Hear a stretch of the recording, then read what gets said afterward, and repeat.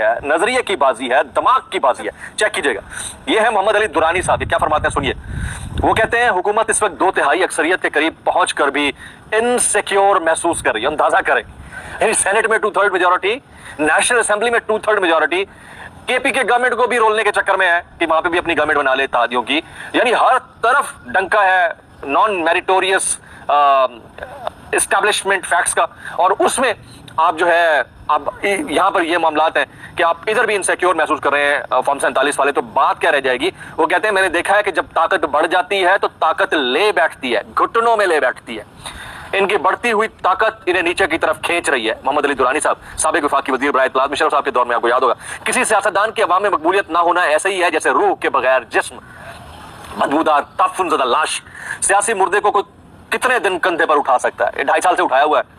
اور میں اکثر لطیفہ سنایا کرتا ہوں, اور ہم بسوں میں ٹریول کرتے تھے نا بچپن میں, تو ایک اسٹوڈنٹ کارڈ کی بڑی اہمیت ہوا کرتی ہے. یہ اسٹوڈنٹ کارڈ اس میں نہ ہاف کرایہ لگتا ہے. تو ہم چھوٹے چھوٹے بچے کھڑے تھے ہمارے ساتھ, ایڈا بڑا مچھڑ آ کے کھڑا ہو گیا. آج کل مچھڑوں کی ویسے بہت ہی وہ کہتے ہیں نا ڈنکا بجا ہوا ہے. تو ایڈا بڑا مچھڑ, اس نے ایسے پائپ پکڑا ہوا کھڑا ہوا ہے. کنڈکٹر آیا, اس نے پوچھا ہاں جی کرایہ, تو کہتا ہے اسٹوڈنٹ.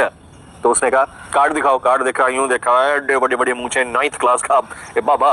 تو کہتا ہے یار مجھے تمہارے اسٹوڈنٹ ہونے پہ تو کوئی اعتراض نہیں ہے, لیکن سلام ہے ان کو, ہمت ہے ان کی, اور 21 توپوں کی سلامی ان کو جو تجھے ابھی تک پڑھا رہے ہیں. سمجھ رہے ہیں بات کو؟